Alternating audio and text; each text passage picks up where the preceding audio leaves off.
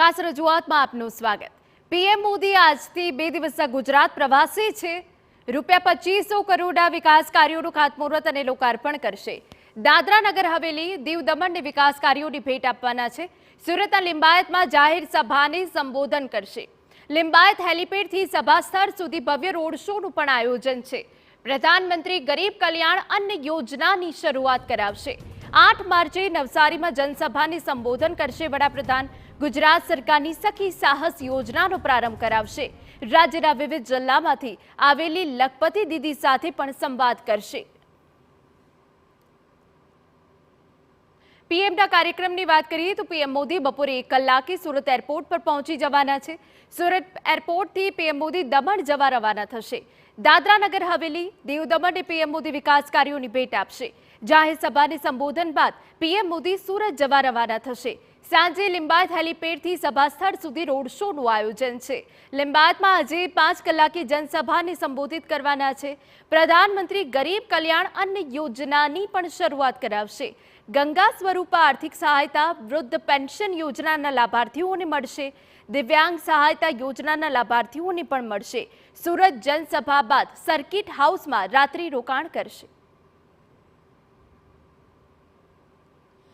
વડાપ્રધાન નરેન્દ્ર મોદી આજે લિંબાયતમાં સભા ગજવશે। સભા સ્થળના સીધા દ્રશ્યો છે તે આપ જોઈ શકો છો કે જે અલગ અલગ ક્લસ્ટર બનાવવામાં આવ્યા છે। એ થી લઈ અને કે સુધીના જે ક્લસ્ટર છે તે તૈયાર કરવામાં આવ્યા છે કે જ્યાં અલગ અલગ વિધાનસભા એટલે કે કતારગામ છે, લિંબાયત છે, જેટલી પણ સુરતની વિધાનસભા છે, વિધાનસભા વાઇઝ ક્લસ્ટર છે તૈયાર કરવામાં આવ્યા છે। ઉધના છે તેની સાથે જ ક્લસ્ટરની સાથે જે બેઠક વ્યવસ્થા છે તેના આપ દ્રશ્યો જોઈ શકો છો કે વીઆઈપી બેઠક વ્યવસ્થાથી લઈ અને જે અલગ અલગ ડોમ છે તે ડોમ તૈયાર કરવામાં આવ્યા છે। માનવામાં આવી રહ્યું છે કે અહીંયા 1 લાખ જેટલા જે લાભાર્થીઓ છે તે આવવાના છે। ખાસ કરીને જો વડાપ્રધાનની ગરીબ કલ્યાણ અને અન્ન યોજનાના જે લાભાર્થીઓ છે તે અહીંયા રહેવાના છે। કોરોના કાળની જો વાત કરવામાં આવે તો કોરોના કાળની અંદર જે એક પોષણ યોજના હતી, આહાર યોજના હતી તે ચાલુ કરવામાં આવી હતી અને ત્યારે વડાપ્રધાનનો એક કોન્સેપ્ટ હતો કે ભોજનની દરેક થાળીમાં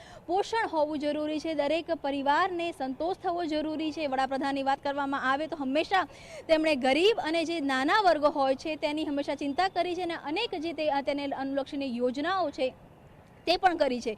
સુરતમાં જ્યારે ચૂંટણી પહેલાં અને ચૂંટણી દરમિયાન વડાપ્રધાન આવ્યા હતા ત્યારે સુરતની જનતામાં એક અલગ પ્રતિસાદ જોવા મળ્યો હતો અને સુરતની વિધાનસભાઓની વાત કરવામાં આવે કે દક્ષિણ ગુજરાતની લોકસભા અને વિધાનસભા મહદઅંશે ભાજપ તરફી રહેલી છે। વડાપ્રધાન બન્યા વખતે જ્યારે પહેલી વખતે સુરત આવી રહ્યા છે ત્યારે એક રોડ શો છે, રોડ શોનું પણ આયોજન કરવામાં આવ્યું છે અને તેની સાથે જ જે અલગ અલગ યોજના છે તે યોજનાઓના લાભાર્થીઓને પણ વડાપ્રધાન અહીંથી સંબોધવાના છે, જેને લઈને તમામ જે તૈયારીઓ છે તે પૂર્ણ થઈ ચૂકી છે। કેમેરામેન ઇમરાન સાથે કિંજલ મિશ્રા, ટીવી લાઈવ। તો મહિલા દિવસ પર મહિલાઓની સોગાત મળશે તેવી વિગતો પણ અહીંયા મળી રહી છે।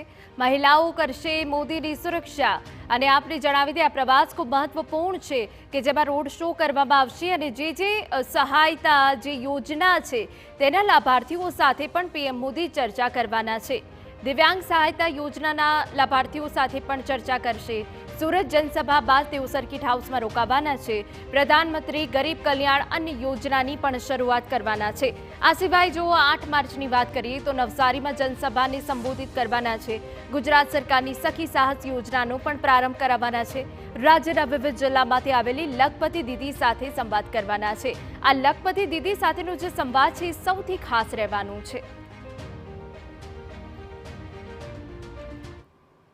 હેલિપેડથી વડાપ્રધાન જ્યારે ઉતરશે ત્યારે રોડ શો દ્વારા તેમનું સ્વાગત કરવામાં આવશે। 3.5 કિલોમીટરના રોડ શો બાદ બરાબર આ રોડ છે કે જ્યાંથી વડાપ્રધાન છે તે સભા સ્થળની અંદર જવાના છે। આ રોડમાં ખુલ્લી જીપમાં વડાપ્રધાન છે તે સુરતવાસીઓનો એક પ્રકારનો કહી શકાય કે આવકાર સ્વીકારતા જે મુખ્ય સ્ટેજ છે ત્યાં જશે। સામાન્ય રીતે જે વીઆઈપી એન્ટ્રી હોય છે તે હંમેશા બેક સ્ટેજ છે તે કરવામાં આવતી હોય છે, પણ વડાપ્રધાનનો ગુજરાત માટેનો એક સ્નેહ રહેલો છે અને મહદઅંશે ગુજરાતમાં જ્યારે આવતા હોય છે ત્યારે હંમેશા તે લોકોને વધુમાં વધુ મળી શકે તે પ્રકારનો પ્રયાસ છે તે વડાપ્રધાનનો રહેતો હોય છે. તેના જ કારણે આ એક આખો જે ઝિગઝેગ રૂટ છે તે બનાવવામાં આવ્યો છે કે જ્યાં ખુલ્લી ગાડીમાં વડાપ્રધાન છે તે લોકોનું અભિવાદન ઝીલતા અંદાજે આ કહી શકાય કે 500 મીટરનો એક આખો રૂટ છે કે જ્યાં ઝિગઝેગ રૂટ ઉપર જે પણ લાભાર્થીઓ છે તેમની સાથે સીધી મુલાકાત કરતા વડાપ્રધાન છે તે મુખ્ય સ્ટેજ પર જશે અને ત્યારબાદ પોતાની વાત છે તે લોકોને કહેશે. કેમેરામેન ઇમરાન સાથે કિંજલ મિશ્રા, TV9.